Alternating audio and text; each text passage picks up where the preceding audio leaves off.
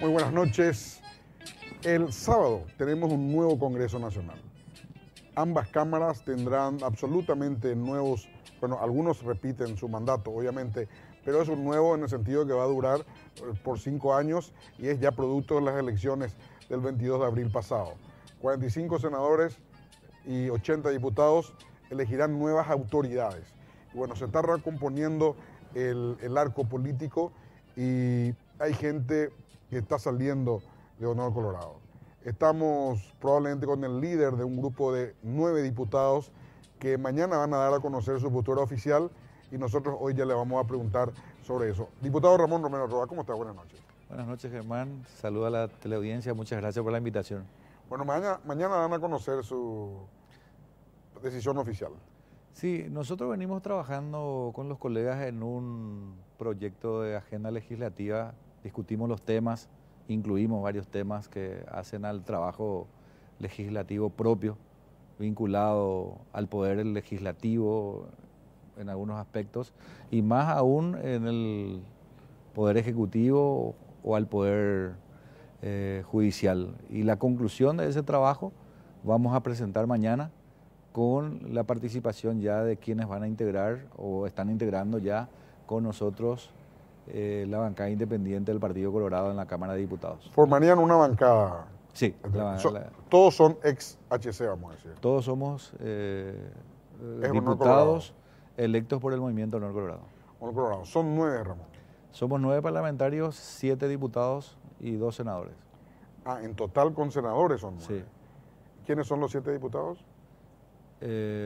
Está del puerto de Caguazú, el ex gobernador de Concepción, Luis Urbieta, la ex gobernadora de un departamento del Chaco, Alto Paraguay, Marlene. También está el ex intendente de Asunción, Arlando Samaniego. Además de eso está Carlos Núñez Salinas y también estoy acompañando a ese grupo. Y los senadores son Lilian y Osorio. Derlis Osorio. Sí. Okay. Pero nosotros estamos trabajando directamente con los diputados y cada sector hace su trabajo independientemente, pero la idea de la conformación de una bancada independiente es en su conjunto. O sea, en senadores habría una bancada de 2 personas, Lilian y Derlis entonces. Así mismo. Por afuera de HC y ustedes en diputados. En diputados. Independiente. Independiente. ¿Qué significa eso? Ni HC ni Añentete. Ni HC, porque hemos decidido no formar parte en este periodo legislativo de la bancada de Honor Colorado. Y además de eso, no porque uno esté en desacuerdo con la bancada en donde integrábamos, vamos a tener que pasar directamente a integrar otra bancada antagónica, porque hay que reconocer que es una bancada antagónica. Hoy más antagónica que nunca. Entonces nosotros hablamos de una agenda parlamentaria que va a regir nuestro trabajo legislativo durante estos 5 años y esperamos dar resultados, porque al final de cuentas la discusión que hoy tenemos es bastante vinculada al tema político. El microclima que se vive es fuerte en ese sentido. Y en cambio, hace 2 meses estábamos hablando exclusivamente del compromiso que tenemos con la ciudadanía, cada sector y en cada zona. Entonces los líderes regionales creímos nosotros apartarnos de ese microclima, digamos, antagónico que hay entre los movimientos fuertes, porque son movimientos muy fuertes, y construir nuestro espacio de discusión en el Congreso. Esa es la idea. O sea, justamente te iba a preguntar las motivaciones. ¿Cuáles son? Nómbrame las motivaciones, Ramón. ¿Por qué hacen eso? Primero, tenemos un gran compromiso con la gente. Nosotros no podemos estar discutiendo temas que hacen solo al tema político permanentemente. Y cumplir esos compromisos dentro de HC ya es imposible. Creo que la agenda está muy vinculada al tema político exclusivamente referente al Congreso Nacional en este momento, ¿verdad? Y al juramento específicamente. Al juramento, por un lado, que creo ha equiparado toda la atención, pero más allá de eso, la manera como el propio presidente del partido manejó todo este conflicto interno que tuvimos, tampoco nos pareció el camino adecuado. ¿Qué específicamente, Ramón? Y un presidente del partido primero tiene que cuidar lo que va a decir, tiene que analizar previamente, tiene que buscar el contacto con todos los sectores y preparar el camino para la unidad. Nosotros vimos a un presidente del partido con expresiones poco felices, que no ayudó para nada para conformar un equipo representado por los sectores que pueda indicar el camino a seguir. Creo que eso ha influido bastante en el ambiente que hoy vivimos. El asesoramiento, en mi caso particular, que tiene el propio Fildártiga con el presidente, que se le ha encerrado sin tener contacto ni siquiera con todos los diputados que integramos la bancada. Y ni qué decir la tarea que hace Javier Zacarías Irún como asesor político. O sea que el asesor político debe cuidar 24 horas la imagen de su líder. En cambio, ellos jugaron su propio partido, creo que, y por más de que expresaban muchas veces de que el interés radicaba en acompañar lo deseado por el propio presidente Cartes, yo creo que ellos jugaban su propio espacio y eso dificultó enormemente también, ¿verdad? Entonces, nosotros vemos que más allá de los pormenores que nos llevó a decidir, ¿verdad? Decidimos no hablar tanto del pasado, sino mirar el futuro, el presente y el futuro. Entonces queremos participar, queremos discutir los temas en el Congreso, no solamente ahora para la mesa directiva, queremos una mesa plural donde esté la representación de todos los sectores que pugnamos, que demos una imagen de una Cámara seria, que la agenda sea una agenda ciudadana, ¿verdad? Porque al final de cuentas ese es el fin de nuestra tarea pública, ¿verdad? Antes de venir, ¿cuántos diputados tiene el Movimiento Honor Colorado, Ramón? ¿Cuántos diputados tiene o tenía antes que ustedes salgan? Y creo que 26. 26. 26. A mí me dijeron, bueno, estuve hablando con algunos antes de venir al programa, me dijeron de que hay bastante, o sea, que hay otros así concretos ya listos, preparados para ir con ustedes. Bueno, nosotros lo que estamos haciendo es hacer una presentación de lo que creemos nosotros debe ser una hoja común que nos una, primeramente, como objetivo principal, en temas muy importantes, por ejemplo, relacionado a la reforma judicial, que es el tema que siempre la gente comenta. ¿Y qué vamos a hacer en la reforma judicial? ¿Solo vamos a cambiar los miembros de la Corte? Porque al final de cuentas siempre pasa por una discusión que tenemos que cambiar a los miembros de la Corte porque la justicia no tiene la imagen que tiene que tener. El trabajo que se hizo desde el Poder Judicial es lamentable, pero nosotros nos vamos más allá de eso. Nosotros queremos hablar de la reforma, por ejemplo, del Código Penal, del Código Procesal Penal, que se ha hecho un trabajo estupendo y que está parado. Queremos hablar de la modificación de la ley que regula el jurado de enjuiciamiento de magistrados, el Consejo de la Magistratura, la ley de organización judicial. Queremos verificar las leyes ambientales, unificar. Todo lo que vemos en el Chaco no pasa solamente por aprobar una ley de deforestación cero. Queremos hablar del tema energético. Minas y energía es un tema que aún sigue sin ser explorado. Increíble. Es un tema que debe ser explorado. En fin, tenemos la reforma, por ejemplo, de todo lo que es el tema electoral. Cuando hablamos de necesitamos una reforma electoral, eso se ha dado mucho en la discusión en los últimos tiempos después de las elecciones. Pero, ¿qué vamos a cambiar de nuestro sistema electoral? ¿Qué vamos a cambiar? Vamos a discutir, vamos a ponernos de acuerdo que vamos a cambiar, o si no puede ser peor de lo que tenemos. Y así los temas van surgiendo, salud pública, hasta qué punto vamos a seguir de la manera que estamos en la salud pública. Necesitamos una reforma estructural que tal vez necesite una legislación para que los administradores tengan una herramienta que sea mucho más ágil. En fin, todos esos temas queremos presentarlo el día de mañana, porque cuando la discusión se vuelve netamente, o sea, la agenda sea solamente política, muchas veces cansa. Y nosotros tenemos muchas quejas ciudadanas encima, y este periodo parlamentario tiene que ser un periodo de romper esquemas, de innovar, de ver cómo podemos nosotros recuperar esa credibilidad y vincularnos más a la ciudadanía para que al final de nuestro mandato podamos cumplir con ese deseo ciudadano, porque al final de cuentas detrás nuestro están nuestras familias, los amigos que apostaron por nosotros, el electorado que a muchos no le conocemos, pero que tienen esperanza en que demos el resultado, cómo estamos en la educación terciaria, si bien hay una infinidad de posibilidades de becas para jóvenes, no siempre son suficientes. Y bueno, todo eso creo que nos va a llevar todo el año y nos vamos a poder inclusive analizar en su profundidad cada tema, porque es tan extenso que necesitamos dedicarnos a plenitud en esa agenda. Ramón, ¿te llamó alguien del Movimiento Honor Colorado a reclamar? No a reclamar, sino a preguntar cuál ha sido el motivo de la decisión después de 7 años de decir, señores, hasta aquí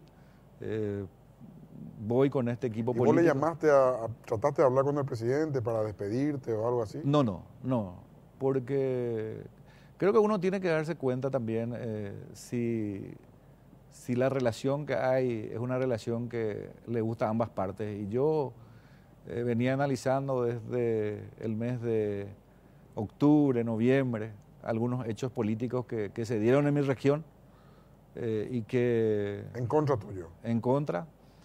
Y después de las elecciones, de las internas, las generales, posteriores a las generales, y uno tiene que darse cuenta cuál es el momento preciso para decir, señor, hasta aquí, y no estar molestando y crear creo que tengo todo el derecho de pensar de que es el momento también de construir un espacio de discusión política, de temas nacionales en todos los sentidos, y estamos en eso hoy. ¿Verdad? ¿Y hablaban ya con Marito ustedes, Ramón? Yo he hablado con el presidente electo en 2 oportunidades, en forma individual, pero él ya conoce el motivo por el cual nosotros conformamos una bancada, porque el objetivo también es que el partido se fortalezca, por más de que muchos dicen esta fractura que tiene el partido va a tener repercusión en las elecciones, y bueno, si sabemos que va a tener repercusión en las elecciones, pues accionemos para que no tenga negativamente.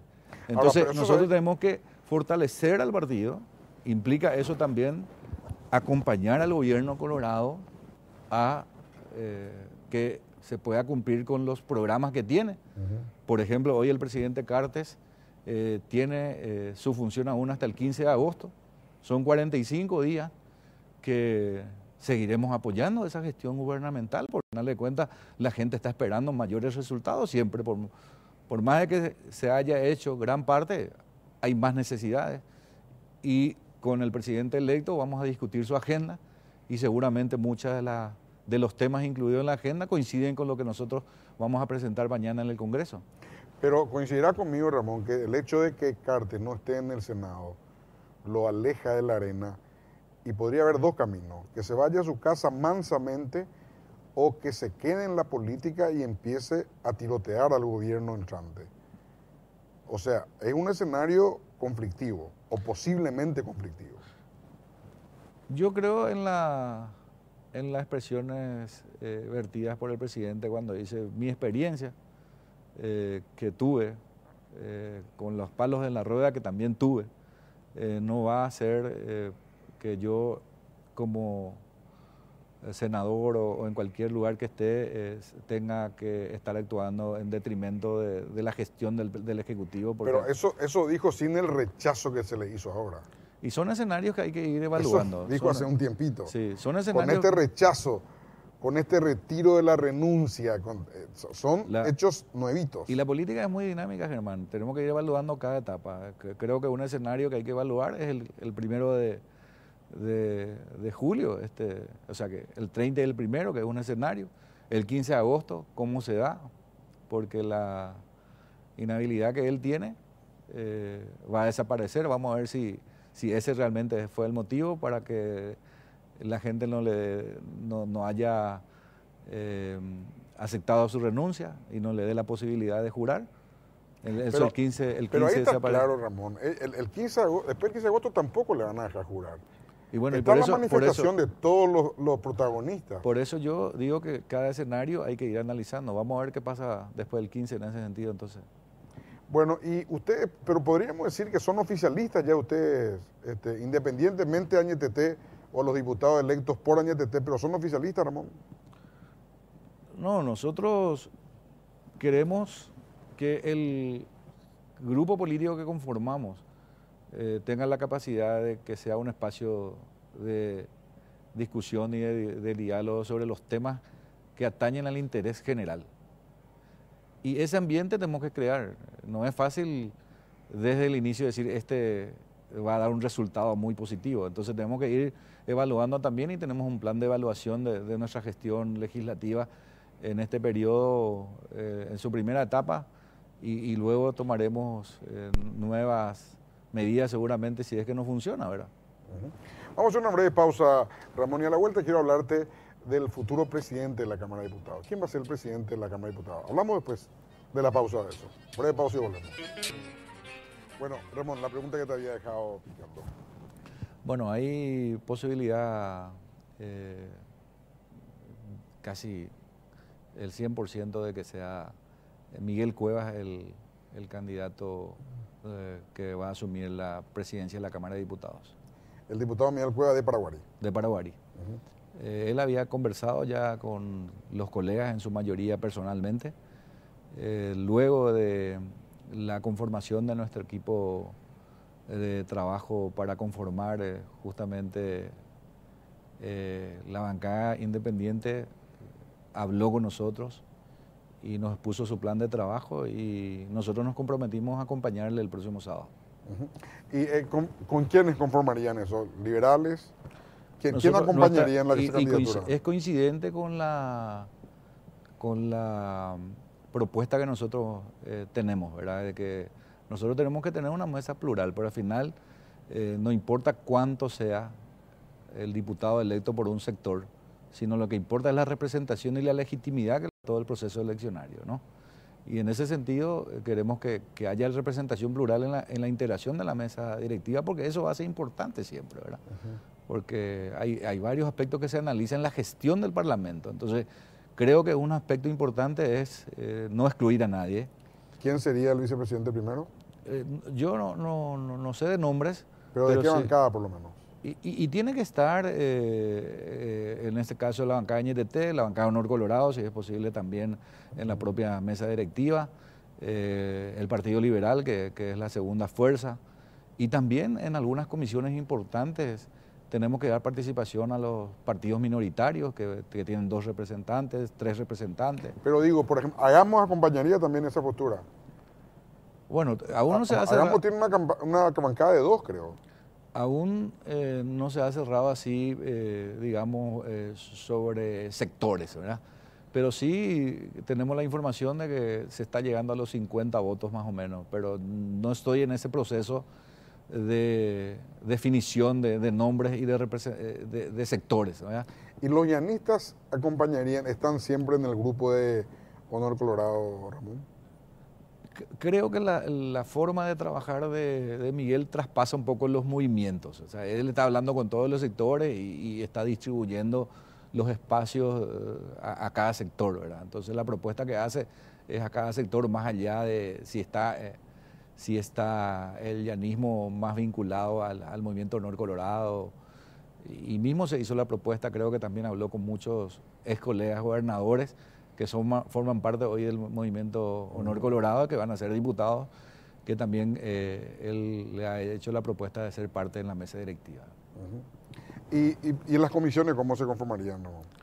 Y las comisiones importantes generalmente se define, aquel que no entra a la mesa directiva se le da la posibilidad de dirigir una comisión importante. Hay la comisión de presupuesto, la comisión de asuntos constitucionales, la de legislación, la de asuntos municipales, hay muchas comisiones muy importantes y bueno, se tiene que distribuir también de acuerdo a la cantidad. Las comisiones generalmente se distribuyen de acuerdo a la cantidad de de miembros que tiene cada bancada.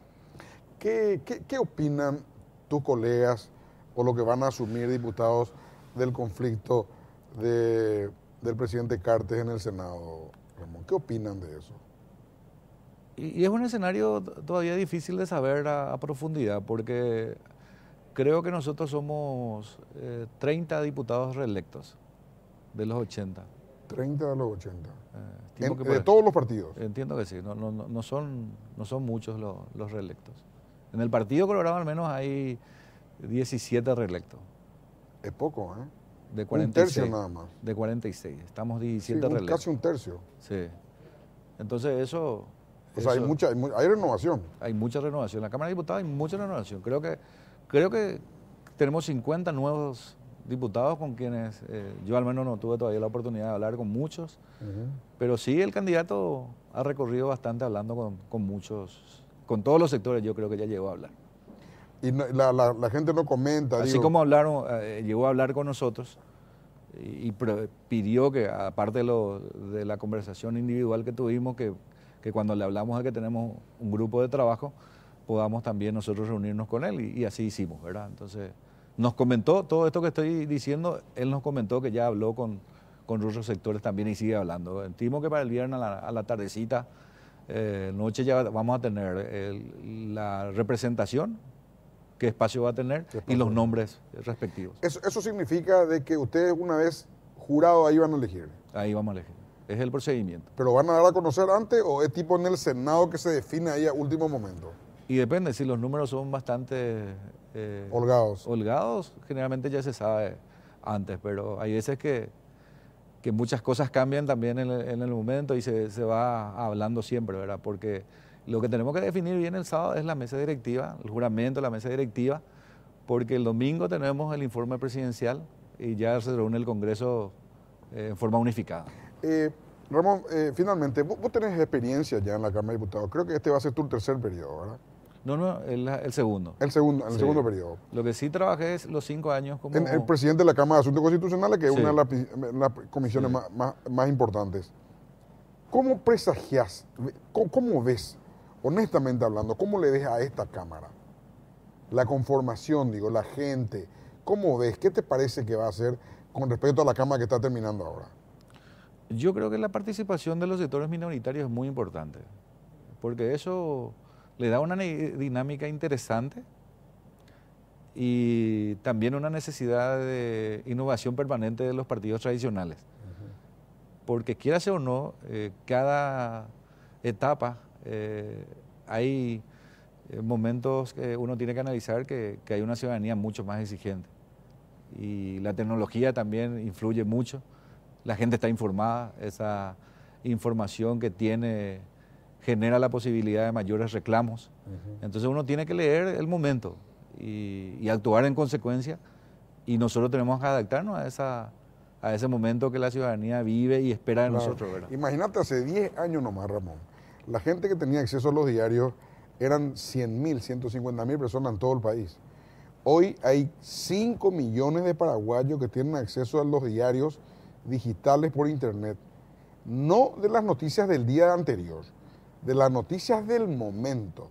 Sí. Entonces, una persona más informada, una persona más exigente. Y creo que en este periodo se instaló el tema de la audiencia pública, por ejemplo, en los temas así importantes, ¿verdad? Entonces, ¿y sirvió para algo la audiencia? Sirvió primero porque el ciudadano se siente partícipe de la vida que tiene el país, ¿verdad? Entonces opina, muchas veces sus opiniones son tenidas en cuenta, la audiencia se hace abierto a todos, se publica, se transmiten por los medios, y eso ayuda bastante para construir la sociedad que tenemos que seguir construyendo siempre, ¿verdad? Porque una sociedad mucho más crítica, un representante, un hombre público mucho más cuidadoso, más formado y más informado también, ¿verdad? Así mismo. Ramón, muchas gracias. Muchas gracias a ustedes. Y bueno, te deseo éxito a vos y a través tuyo a todos los 80 diputados, porque el éxito de ustedes va a ser el éxito de todo el país. Sí, es muy difícil definir así concretamente muchos temas, porque La política es bastante dinámica, ¿no? Entonces esperamos que vaya desarrollándose de acuerdo a lo que pensamos y que el próximo sábado podamos elegir a nuestras autoridades de la Cámara en representación de los 80 y que podamos trabajar y que podamos recuperar terreno perdido en nuestro vínculo con la gente. Gracias, Ramón. Muchas gracias. Vamos a una brevísima pausa. A la vuelta a la misma ya estamos con el diputado Dani Durán, futuro ministro de la Vivienda, y que hoy nomás renunció. Hoy renunció Dani, ¿verdad? No, ayer renunció a la diputación que viene. Bueno, él nos va a contar por qué. Pausa y volvemos. Bueno, nunca me canso de repetir lo que decía el coronel Muammar Gaddafi, presidente de Libia, cuando llegó a la presidencia de la República. En Libia no habrá un libio sin casa y no habrá un libio que tenga dos casas. Bueno, él trataba de demostrar más o menos cómo quería distribuir la riqueza, pero realmente fue famoso en el mundo porque usó el petróleo de Libia para construir casas para todos los libios. Prácticamente no había nadie que no tenía casa en Libia durante el gobierno del coronel Gaddafi. La vivienda es algo importante, dice, el sueño de todo ser humano es tener una casa propia. Y si esa casa es de material, mucho mejor. Vamos a conversar con el futuro ministro de la Vivienda, Dani Durán. ¿Qué tal, Dani? ¿Cómo estás? Buenas noches. Bien, Germán. Buenas noches para vos, para la audiencia. Gracias por invitarme. Bueno, antes que nada, renunciaste a la diputación del periodo que viene. Sí, periodo 2018-23. 23. ¿Por qué renunciaste? Por tener plena confianza, Germán. No, pero ¿fue por el corrimiento de las listas? Mira, nosotros realmente lo veníamos hablando y ya el presidente electo Mario Abdo me había dicho de tomar una determinación. Él quiere ya, de hecho ya a partir de hoy ya empezamos a trabajar muy fuerte en el equipo de transición y en toda la toma de decisiones. Y no podíamos estar esperando porque los diputados electos tenemos dos salidas. Primero, diputado electo puede ser ministro o puede ser un embajador, pero nunca un secretario de Estado, que hoy día es el rango de la Senavitat. Entonces yo le dije que ponía a disposición, si era necesario ya, para ejercer ese trabajo, antes que sea obviamente antes de que se... Dio la casualidad de la vida, porque hacía casi 3 sesiones que la Cámara de Senadores dejaba sin quórum y no trataban el tema del Ministerio de la Vivienda. A la mañana yo renuncio y a la tarde sale con modificaciones de la Cámara de Senadores la creación del Ministerio de la Vivienda y Urbanismo, y ahora pasa con modificaciones a diputados, pero probablemente va a llevar un mes, mes y medio otra vez. Entonces era impostergable esa decisión. Y si vos renunciás ahora, asume el que era directivo de la cooperativa San Cristóbal. Así mismo, hoy ya salió la resolución del Tribunal Superior de Justicia Electoral en donde ya prácticamente asume la banca Osorio. Y vamos a decir, pertenece ya al movimiento Añetete. Condición sine qua non, ¿verdad? No te voy a dejar mi puesto, pero... Claro, pero Dani, vos tenés muchas empresas privadas, por lo menos unas cuantas que yo conozco. ¿Qué va a hacer? ¿Siguen esas empresas? ¿Qué va a hacer con esas? Tenía un grupo empresarial, sólidamente el grupo Mocipar, pero eso lo dejé ya en el 2015. Asumí muy seriamente la campaña de lo que estoy ahora abocado, que es la parte política. El grupo Mocipar ya tiene otro dueño. Sin embargo, sí, sigo teniendo algunas que son ya urbanizaciones, etcétera, que obviamente tienen periodo. Vos cuando vendés un terreno, viste que tenés prácticamente 10 años, 20 años de financiamiento, etcétera, pero netamente en el área inmobiliaria. El grupo Mocipar ya tiene otros accionistas. Otros accionistas. Bueno, Dani, tarea... Quería aprovechar esto también, Germán, y tu tiempo, ¿verdad? Mucha gente reclama, muchas veces dice esto, pero durante los 23 años que yo estuve dentro de Mocipar, hemos adjudicado casi 150 millones de dólares entre autos, casas y departamentos, y salí por la puerta grande. Hoy día ya tiene otros directivos. Bueno, Dani, vos vas a asumir reemplazando o sucediendo a la ministra más popular del gobierno de Cartes. No es poca cosa eso. No, por supuesto. Nosotros sabemos que la vara es alta, pero también, Germán, te doy con datos. Nunca antes una administración tuvo tanta mirada puesta en lo que son las viviendas sociales. El presupuesto normal durante 5 años de la Senavitat era de 600 millones de dólares. En este periodo de 5 años hubieron 1.200 millones de dólares. Itaipú financió casi 1.000 viviendas, Yacyretá 1.450 viviendas, Taiwán nos regaló 75 millones de dólares para construir viviendas, el BID hay un proyecto también de 30 millones de dólares, y así sumando todo, vos tenés una suma cercana a los 1.200 millones de dólares que posibilitó obviamente tener las 30.000 casas con muy buen criterio y muy buen trabajo que hoy día. Yo creo que también ha habido una comunicación muy buena de estas obras que estamos haciendo, que es importante la parte de comunicación. Es todo prácticamente la comunicación. Pero, Dani, ¿esas casas o esos departamentos a esta gente se les regala o esos pagan algo?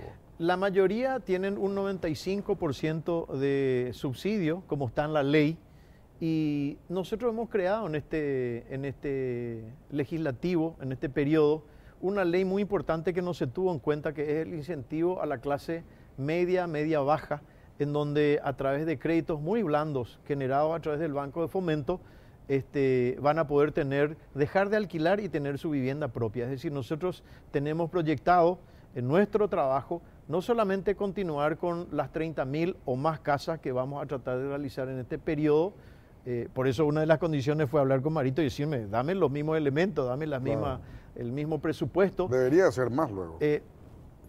Sí, porque nuestra población va creciendo, vegetativo, tal cual como vos lo has dicho. Y segundo, trabajar muy fuertemente con los desarrolladores inmobiliarios que hicieron un excelente trabajo acá en la zona de Santa Teresa, Aviadores. Ellos están más que interesados y fueron partícipes de esta ley. Es decir, no solamente vamos a trabajar con el sector más necesitado de viviendas sociales, vamos a trabajar con el sector de la clase media, media-baja. Hay un potencial enorme. Tremendo. Y una noticia que ya te adelanto, Germán, lo estoy comunicando acá porque ya he conversado con el equipo técnico, vamos a volver a dar la posibilidad para que el funcionario público tenga su casa. Deje de alquilar y tenga su casa propia. O sea, proyectos enfocados al funcionario público. Así mismo. Yo me imagino, Dani, haciendo departamentos económicos, ¿verdad? En el centro de Asunción, por ejemplo. Sí. ¿Vos sabés cuánto han de soñar los funcionarios públicos? Hay muchísimos. Imagínate que en el centro de Asunción, ahí pegado al puerto, se va a hacer, creo que 5 o 6 edificios. 6 edificios. 6 edificios, bueno, para albergar a todos los funcionarios públicos. Construir 1, 2, 3, un radio de 3, 4 cuadras, te sacan de la mano. Una zona espectacular. Imagínate vos vivir en Villaliza y tener que llegar al centro de Asunción, ida y vuelta todos los días. Te ahorras 3 horas como mínimo. O sea que te sacarían de la mano. Y hay departamentos pequeños, claro, económicos, entre comillas, con una cuota asequible para el funcionario público. Totalmente. Ahora, tenemos que hacer, por eso es que nosotros queremos elevar al rango de ministerio. Vos conocés muy bien, es muy diferente estar hablando como nosotros estamos hablando con el ministro de Hacienda para que te libere los fondos, con el ministro de Industria para que donde haya una maquila nosotros podamos hacer la urbanización, ¿verdad? Y es diferente para estar al lado de la ministra ya designada de Trabajo, en donde ella pueda darle la preparación a la gente que va a vivir en la maquila y nosotros le hacemos urbanizaciones ahí cerca. O sea, ese rango va a tener el ministerio y después que va a poder abarcar todo, no solamente las viviendas sociales como hoy es la Senavitat. Nosotros de un ministerio vamos a crear urbanismo y vamos a trabajar en lo que vos decís. Un ministro hablando con el Ejecutivo para potencializar el barrio Sajonia de Asunción. Por ejemplo. Por ejemplo. Que están en el mismo nivel hace 50 años. Y va a seguir estando porque yo creo que esa articulación faltó. Nosotros tenemos que darle, y sobre todo una cosa muy importante, Germán, tener que ser creativo para llevar adelante los proyectos. Claro, pues me imagino, Dani, si vos haces edificios en Villamor, hay muchísimos terrenos o casas antiguas ya toda caída en el barrio Sajonia, a 10 cuadras, ponerle 15 cuadras, tardás ¿cuánto? 5, 7, 10 minutos en llegar a tu trabajo. Probablemente 15 o 20 minutos máximo. Versus 1 hora y media de Villaliza o de Ñembú o de Fernando de la Mora, zona sur. O sea, imagínate, van a vender lo que tienen los muchachos y van a venirte al centro a estar cerca de su trabajo, se va a potenciar el centro. Otra cosa, Dani, El centro de Asunción está totalmente caído. Cuando veo casa tras casa tras casa, veo y me pregunto, ¿por qué el dueño no arregla o vende? ¿Por qué una casa desactivada? Desactivada en el sentido que no le sirve a nadie. Especulación financiera no existe, porque en el centro no hay plusvalía directamente. Visualmente es horrible, es feísimo. No, la municipalidad no puede otorgar, qué sé yo, libre impuesto. Vos le regalás pintura a los muchachos para que pinten su muralla. El centro, turísticamente, puede hermosearse de esa forma. Vos te vas por cada 3 casas hay 2 caídas en el centro de Asunción. Lastimosamente, recalco una vez más, y falta creatividad. Hoy día tengo entendido, más de 2.000 casas o viviendas en el área céntrica catalogadas como patrimonio. No tributan impuestos y están dejando allí. Hay que hacer realmente un sincericidio, porque no hay de otra forma que hacerlo, y ver qué realmente quedan como patrimonio, porque hoy día hemos perdido el contexto. Vos te vas a grandes capitales en donde vos ves un centro histórico, en Panamá, en Centroamérica, en Quito, el mejor ejemplo es ese, el de Quito, Ecuador, en donde sí han conservado barrios antiguos, y ahí sí vale la pena. Te voy a dar un dato a lo que vos decías, con conocimiento de causa. Tengo una propiedad en el centro cuyo alquiler es 1.700.000, 70 metros cuadrados, 2 dormitorios, living, comedor, baño, son $300. Y la misma propiedad, el mismo formato, 70 metros cuadrados, cerca de la Recoleta, $900 de alquiler. 2. Segundo punto en contra, en el centro pago 3 veces más impuestos que acá en Villamorra. No hay una equidad, no hay una equidad. Entonces, a falta de creatividad, la municipalidad debería incentivar. Por ejemplo,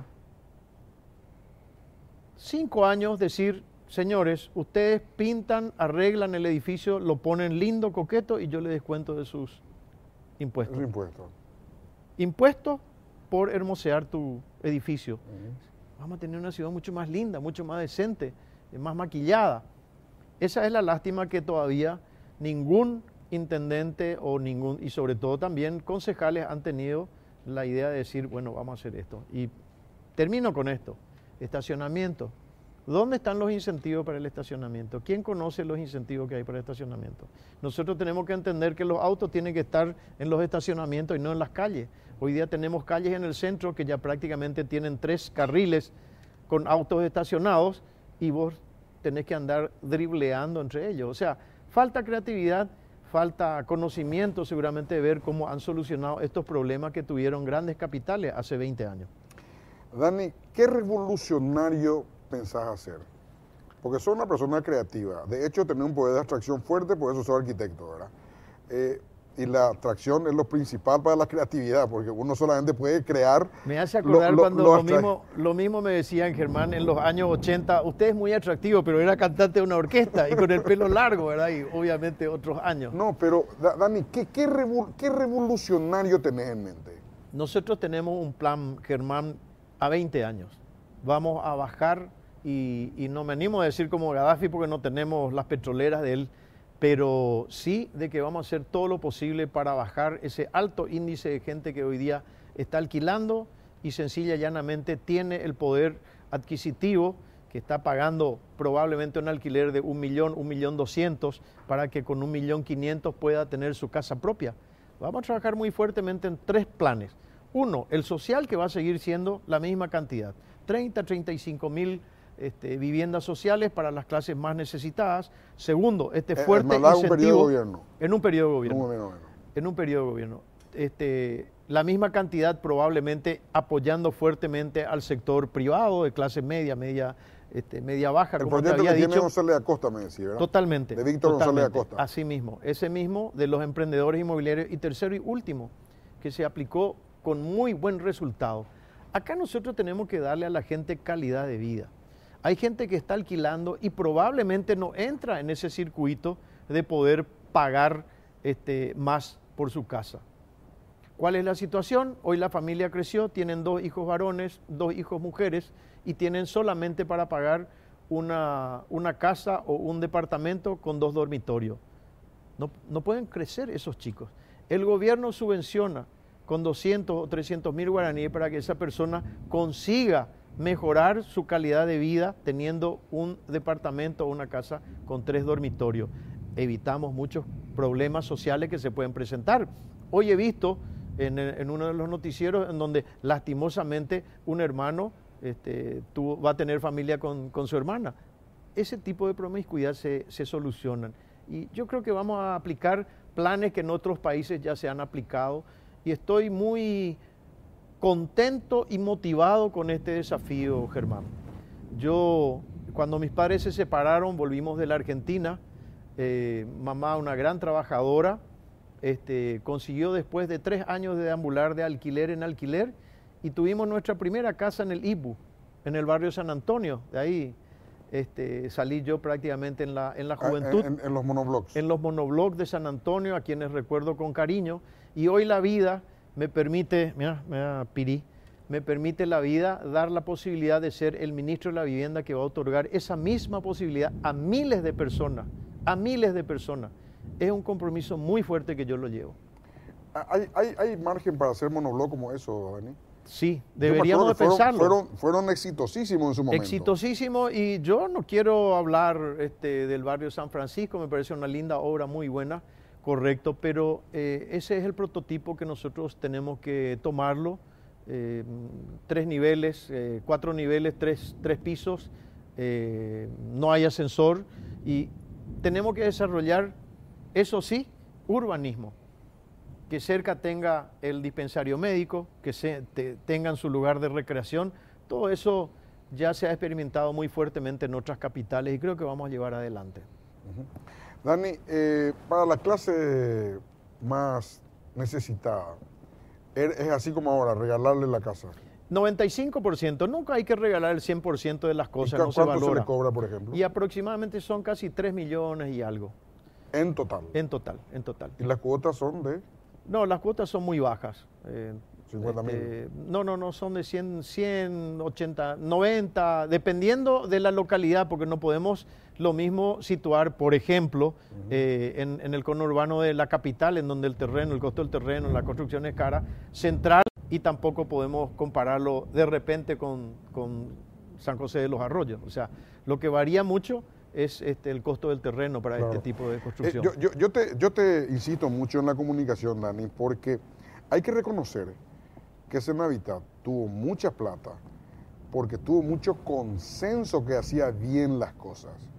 Yo me acuerdo que Naps, ¿cómo se llamaba el que estaba antes de Soledad? Naps. El arquitecto Naps. El arquitecto Naps tenía 0 consenso.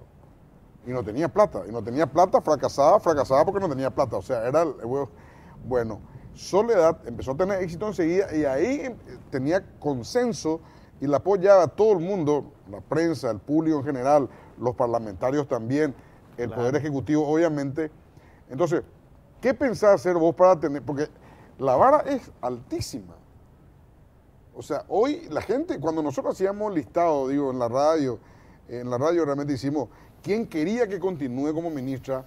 Era Soledad Núñez la que la gente más votaba. Seguro. No, hizo muy buena plataforma, pero a mi juego me llamaron. Vamos a vender un producto y qué mejor que hacerlo desde un ministerio, recalco, en donde la comunicación va a ser muy importante. Todos estos planes que yo te los estoy mostrando, probablemente no me vas a ver a mí haciendo el spot publicitario, pero hay que publicitar para que la gente se acerque a los bancos tengan una baja tasa y al fin entusiasmar a la gente. Vos sabés, Dani, que ahí ya corregí, te voy a dar un poquito de profesor. Publicidad cuando vos querés vender algo. Lo que vos tenés que hacer es comunicar. Comunicar es el producto con el público. Es una relación lo que vos tenés que crear. No, porque la venta, yo publico este teléfono celular, se vende y terminó. La comunicación te va a permitir a vos un vínculo entre el Ministerio de la Vivienda y la gente. Y depende de ese vínculo, vos vas a tener la fortaleza de sacar pecho y pedir cada vez más plata, que es lo que hace falta. Casi 1 millón de viviendas. Entonces, una vez que vos crees ese vínculo, que la gente perciba de que se está haciendo la cosa y de que vamos para adelante, entonces vos vas a entrar al Parlamento y la gente te va a venir a ofrecer cuánta plata querés, te van a preguntar. No, totalmente, pero tenemos que entender también que nosotros tenemos un cupo limitado en cuanto a las viviendas sociales, Germán. Lo que vamos a incentivar para que vos vendas y vas a lograr vender seguramente son viviendas de la clase media, media baja. Nosotros ese nicho todavía no se explotó. Por eso tenemos 30.000 viviendas en un periodo. Nosotros no podemos seguir si el déficit es 1.200.000 viviendas. Nosotros tenemos que aumentar la vara, como vos decís, levantarla más y por lo menos hacer entre 60 y 70.000 soluciones habitacionales. Porque no pasa solamente por tener una casa nueva. Pasa de repente por refaccionar tu casa, pasa de repente por crear un baño nuevo, porque el que ya tenés es obsoleto, ¿verdad? Pasa por tener un dormitorio más porque tu familia creció. Nosotros tenemos, ahora ya dejamos de pensar no solamente en la construcción de viviendas nuevas, tenemos que dar soluciones habitacionales, que es lo que se emplean en otros países. ¿Cuántos funcionarios tienen la Senavitas? 350 aproximadamente son los contratados. ¿Y arquitectos e ingenieros ahí? Hay 350 profesionales, muy buen margen. Profesionales significa arquitectos e ingenieros. Así mismo. Y profesionales también hay de todo. Hay gente que se dedica a la geodesia, etc. ¿Hace falta en ese sentido o no? Absolutamente. El compromiso que tengo con Mario Abdo Benítez es no aumentar un personal. No hace falta. Podemos trabajar perfectamente. Y otro detalle que te voy a dar. Con la creación del ministerio, nosotros estamos reflotando, entre comillas, vamos a crear un departamento.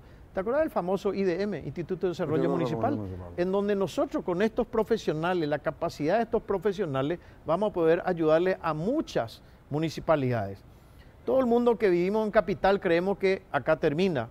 Hay muchas municipalidades que necesitan, no saben ni tan siquiera cuánto es el ancho para abrir una avenida y por eso hoy día nos vamos y vemos poblaciones que de repente van en un rápido crecimiento. Ahí está Ñemby. ¿Qué me decís? Un crecimiento desordenado. Mariano Roque Alonso. O sea, nosotros vamos a trabajar mucho en la parte de urbanismo, que es lo que nos faltaba. Por eso la creación de este ministerio va a estar plenamente justificada. Bueno, si hay una persona que se preparó para esto, es Dani Durán. Porque, bueno, lo que hizo el Mocipar es construir viviendas más o menos de ese porte, clase media. Clase media. Hemos entregado, que eso es muy importante, aproximadamente 900 soluciones habitacionales, entre casas, departamentos, terrenos, así que así estamos. Así es, Dani. Bueno, yo te deseo éxito, Dani, porque, bueno, tu éxito va a ser el éxito del país. Así es. Porque cuando vos actives la construcción de las casas, va a comer la que prepara la empanada, la que vende el yuyo. Así es. Va a comer la despensa enfrente que le va a dar de comer a los empleados. Es decir, es la forma que más se distribuye el dinero es a través de la construcción. Eso está plenamente, aparte, la construcción hoy tiene muy buena salud. Es lo que más crece en Paraguay. ¿Vos sabés cómo surgió todo esto? Cuando estábamos una vez, hace ya casi un año, con el presidente electo Mario Abdo Benítez, estaba también Daniel Correa, y le comenté yo al presidente, se está haciendo el viaducto, el superviaducto en Luque y se van a gastar 32 millones de dólares. ¿Vos sabés cuánto podíamos hacer con eso? ¿Y por qué me dice eso? Porque nosotros con esa plata podíamos haber realizado ya por lo menos 2.000 viviendas. ¿Y sabes cuál es la diferencia? ¿Cuál? En esa obra del superviaducto trabajaron 800 personas. En 2.000 viviendas, Germán, lo que vos acabas de decir, entran prácticamente 15 personas por casa. Multiplicar 15 por 2.000, 30.000 personas. Esa es la generación de mano de obra que falta y vos lo sabes. Así es. Y a través de la vivienda, que es el negocio perfecto para el país, es construir vivienda. Muchas gracias, Dani. Gracias, Germán, por la invitación. Muchas gracias. Breve pausa y volvemos.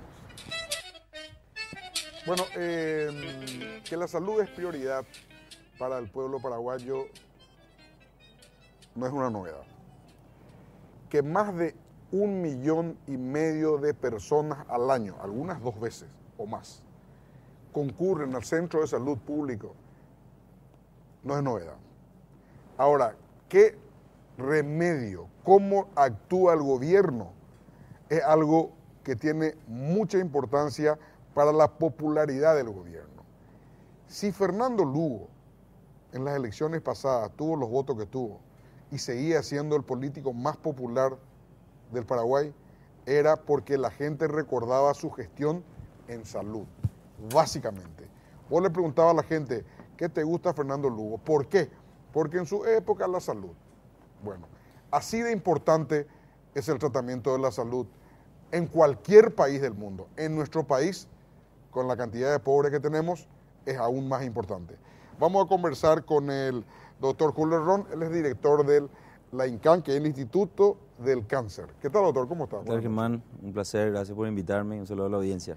Bueno, básicamente, doctor, queremos hablar contigo de otros temas también, porque tenemos 20 minutos, de la falta de remedio del cáncer. No sé, yo te hablo en términos coloquiales, doctor, porque yo no sé la terminología de usted, ¿verdad? Pero en este momento creo que está faltando remedios para la lucha contra el cáncer. A ver, nosotros tenemos un listado básico. Ese listado básico cubre o cubría hasta el año pasado casi el 85% de toda la medicación antineoplástica. Este año, en el 2018, incorporamos 9 medicamentos más antineoplásicos. Por lo tanto, estamos llegando a un 95%. Faltan todavía algunos que dependen un poco del estudio de la frecuencia que va a pasar por elaborar un equipo técnico que pueda decirnos finalmente cuántos medicamentos más necesitamos en estos casos. De hecho, te cuento que esta mañana nosotros enviamos una nota al equipo que se encarga de ver los mielomas, que es un cáncer de la médula, para que evalúen la cantidad y la necesidad de casi 6 nuevos medicamentos. Y esperamos esa respuesta y probablemente después vamos a solicitar para que se incorpore en el listado básico. En realidad, la inversión en los últimos 3 años en medicamentos antineoplásicos pasó de $1 millón a casi $10 millones. ¿Sigue siendo insuficiente? Sigue siendo insuficiente. ¿Cuánto hace falta, doctor?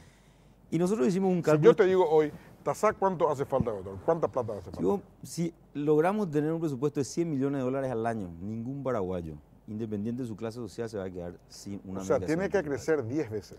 10 veces más. La demanda es realmente medicina logarítmica. Vos pones un pediatra y te puede atender 20, pones 2 pediatras y te van a venir 60, y así sucesivamente. Entonces, no, geométrico. Geométrico. Entonces, la necesidad casi es infinita, pero los cálculos que nosotros tenemos, que son bastante certeros en términos de población, aunque hay que aclarar que en Paraguay hay un subregistro en todos los niveles, y en salud en particular, por una falta, digamos, de tecnología que pueda permitirnos a nosotros acceder a la información, es que no podemos tener realmente las cifras exactas. Para darte un ejemplo, hace 3 años empezamos un plan estratégico en el INCAN que empieza por cambiar un poco la imagen corporativa, hacerle visualizar más.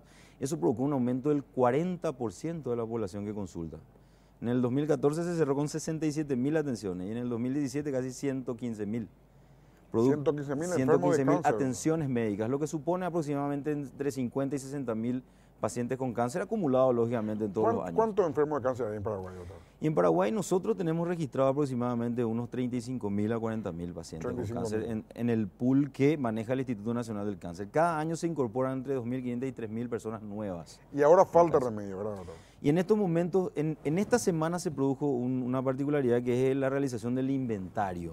El inventario quiere decir que todo debe quedar quieto, ahí no se puede tocar y entonces lastimosamente eso repercute sobre los pacientes. El lunes nosotros regularizamos, pero evidentemente hay problemas todavía por el tipo de financiamiento de la enfermedad catastrófica. O sea, nosotros en Paraguay todavía no le garantizamos al paciente de manera explícita su tratamiento desde el inicio hasta el final. Depende un poco de la disponibilidad. Vamos a hablar de eso, doctor. Pero estamos en contacto con María Elba Rolón, está en el teléfono, que es familiar de una paciente que hoy no tiene la medicina, no tiene el remedio para su enfermedad. María Elba, buenas noches, ¿cómo estás? Buenas noches, ¿qué tal? ¿Quién está enferma en tu familia?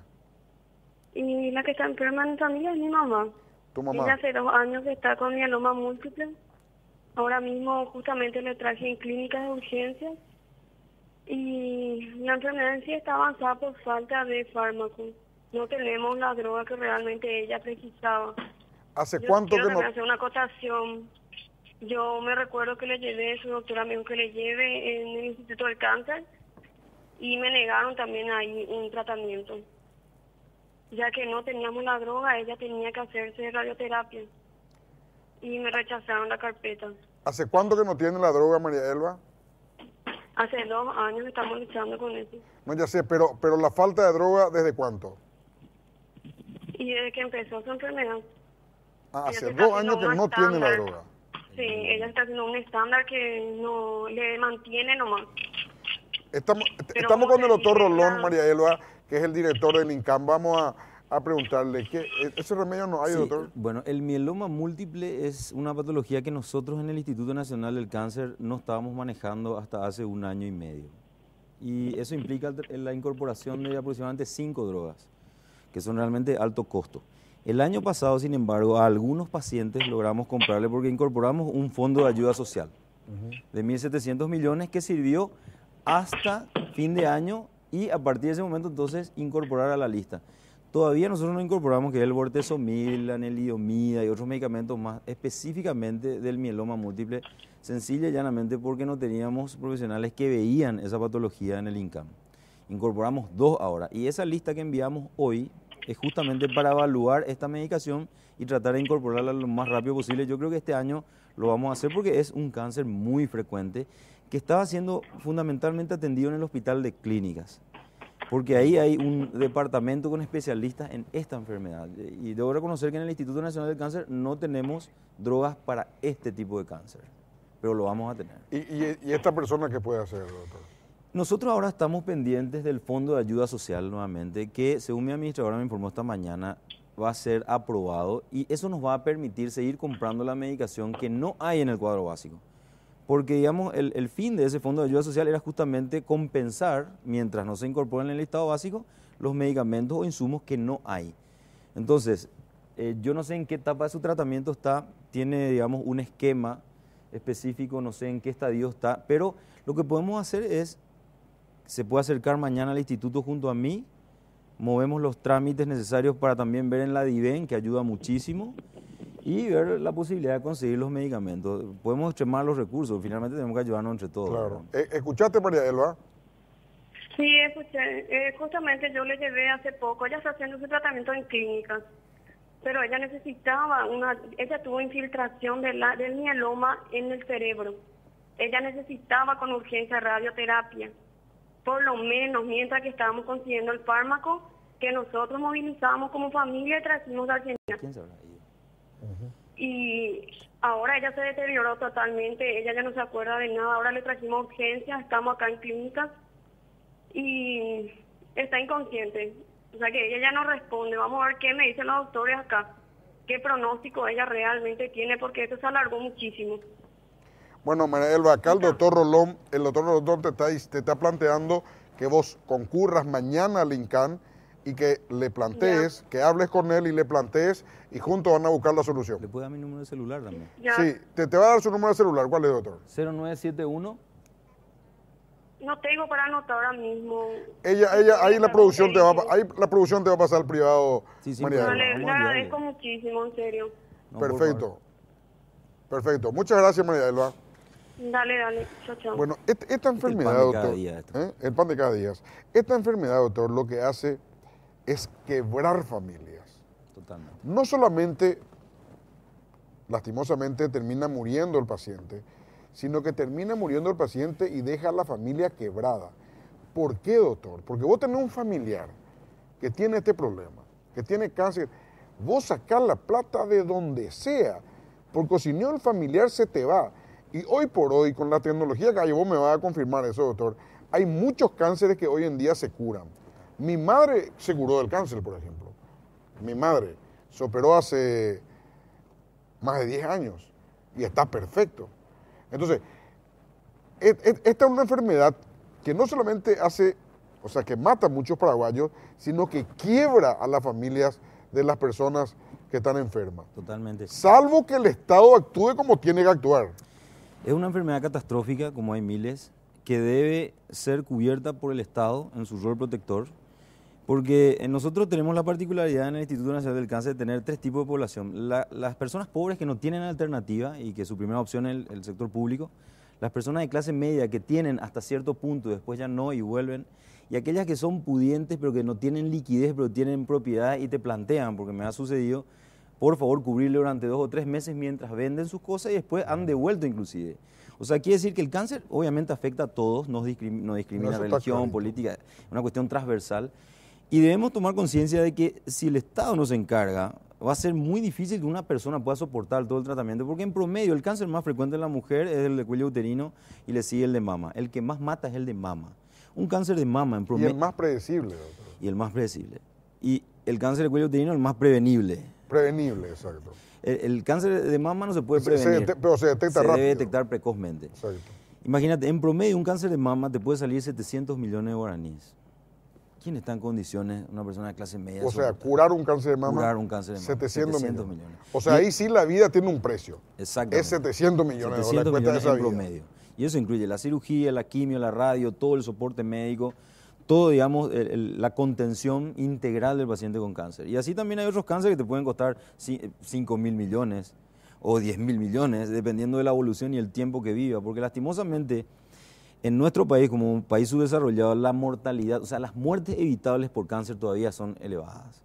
En otros países, si en términos generales hablamos del 80% de probabilidad de una sobrevida de más de 10 a 15 años, que se considera curación, acá en Paraguay hablamos todavía de una mortalidad de casi el 80%, o sea, al revés. O sea, se sigue muriendo mucha gente por la falta de acceso, por la falta de drogas en tiempo y forma, y por muchos factores determinantes que hacen que esa persona se convierta en una víctima del sistema que no le da en tiempo y forma el tratamiento que necesita. ¿Y vos decís que funcionaría una ley, doctor, que obliga al Estado a poner esa plata? Y revisando el marco jurídico, Germán, vos tenés la ley del FONACIDE, tenés el FONARES, el FONACIDE para la inversión y el desarrollo, que incluye dentro de uno de los ítems el 10% de un monto destinado a salud y se modificó el año pasado, y esa modificación implica que el 40% de ese 10% debe destinarse al cáncer, por ejemplo, para gastos de inversión que implica medicamentos, insumos, equipos. Y tenés el FONARES, que destina también un porcentaje a la compra de insumos y medicamentos, y tenés una ley que se promulgó en el 2013, que es la ley del Programa Nacional de Drogas Antineoplásicas, que establece que el Estado debe fijar un monto y anclar al gasto relacionado con el cáncer. Y eso puede ser medicamentos, radioterapia, lo que sea, pero todo ligado al cáncer. Si nosotros logramos utilizar esos instrumentos jurídicos, vamos a resolver gran parte del problema.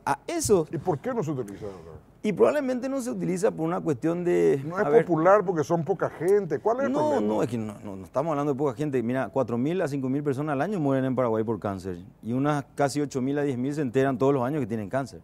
Y en el mundo el cáncer mata 13 millones de personas. Y aquí a 20 años va a matar 22 a 30, según la Organización Mundial de la Salud. O sea, estamos hablando de una enfermedad de alto impacto. Lo que pasa es que probablemente el cáncer en estos momentos sea la única enfermedad que logra aglutinar a todos los sectores. Y te doy un ejemplo. Habrás escuchado que vino la princesa de Jordania. Ella lidera un movimiento que es el City Cancer Challenge. Fueron dos ciudades elegidas en Latinoamérica, Cali y Asunción, en donde lo que hicimos fue conformar un equipo para hacer un diagnóstico de la situación del cáncer y decir, bueno, estamos en este nivel en Paraguay y debemos hacer esto, aquello y lo otro. Logramos articular el sector público, privado, la academia, organizaciones no gubernamentales, y ese equipo hoy trabaja sobre una ley que va a resolver el problema del cáncer. Porque, como vos dijiste, el problema del cáncer es financiero de base. Y a partir de esa financiación, el resto ya está todo escrito, Germán. O sea, los protocolos de tratamiento, lo que hay que hacer en cada cáncer, eso está todo escrito. O sea, lo que yo te planteé ya se está haciendo en este momento. Se está haciendo en este momento. Que se obligue la plata, así como están los salarios cada fin de mes. Totalmente. Que se obligue la plata. Totalmente. Y el gran desafío es utilizar esos instrumentos jurídicos y que el Ministerio de Salud Pública lidere y pueda decir, bueno, tengo esta cantidad de recursos financieros cada año para el cáncer, y en base a lo que vamos viendo vaya surgiendo, se va modificando, ya sea aumentando o disminuyendo, porque puede ser también que optimicemos los recursos y en vez de 100 millones de dólares al año bajemos a 80, Claro. porque descubrimos que ciertos elementos en la cadena de servicio deberíamos mejorar y con eso se reducen costos. Entonces, acá lo que hay que tener es una mirada integral hacia el paciente, hacia él, porque su mundo cambia. Cuando él se entera, él pierde la noción de su vida. Es la familia la que debe contener, los amigos, sus seres queridos, nosotros como Estado. Debemos entender que el paciente con cáncer en ese momento se vuelve una persona susceptible y tenemos la obligación moral, Germán. Moral y después, digamos, profesional en ayudarle. Y tenemos que extremar los recursos y todo está escrito. La ley 1032 que crea el Sistema Nacional de Salud habla de un Fondo Nacional de Salud. Y el FONACIDE, el 10% debe destinar a ese Fondo Nacional de Salud. Pero ese Fondo Nacional de Salud hoy no está vigente. Porque no está activo. No está activo. No está activo, ¿por qué? Porque depende de una articulación intersectorial. Y yo tengo la fe y la esperanza de que en los Y eso próximos... es falta de liderazgo, güey. Y probablemente, entonces yo tengo No, es seguro, doctor. Bueno, es falta de liderazgo seguro. De eso se trata.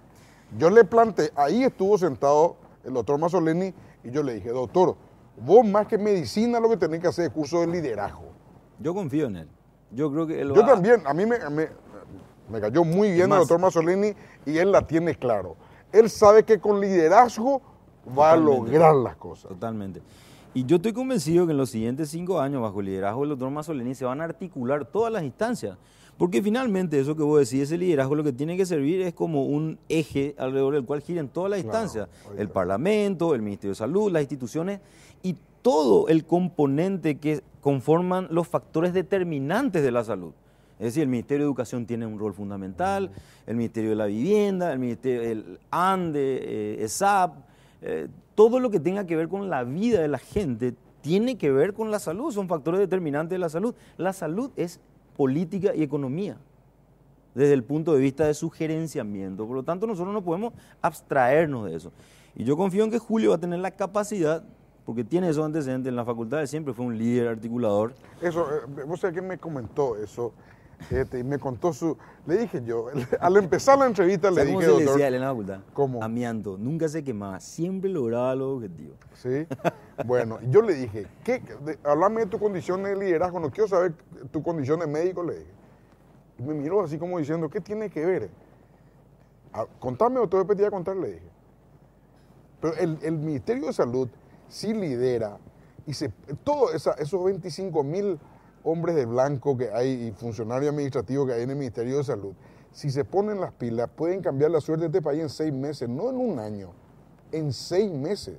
Así mismo. Es que Y ¿quién- eso van a cambiar con el liderazgo. Totalmente.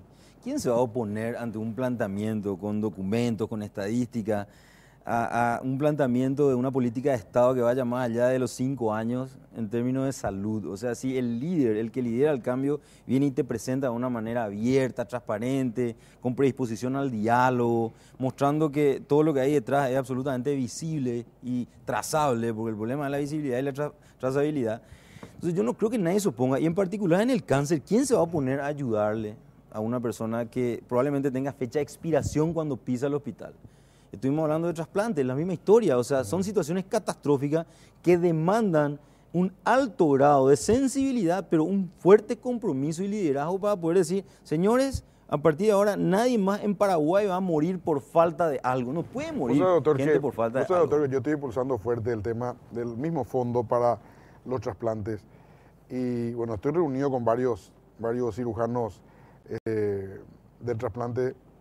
Y le pregunto yo a ellos, ¿cuánto hace falta para cada trasplante? ¿Cuánta plata de mínimo? Tiene que haber una cajita para que se haga un trasplante, mínimo. Y me hablan de 70, 80 millones de guaraníes nomás. Nada, Es $12.000. para salvar una vida. Y me dice, y esa plata falta, le digo yo, y esa plata falta, me dice. Es nada.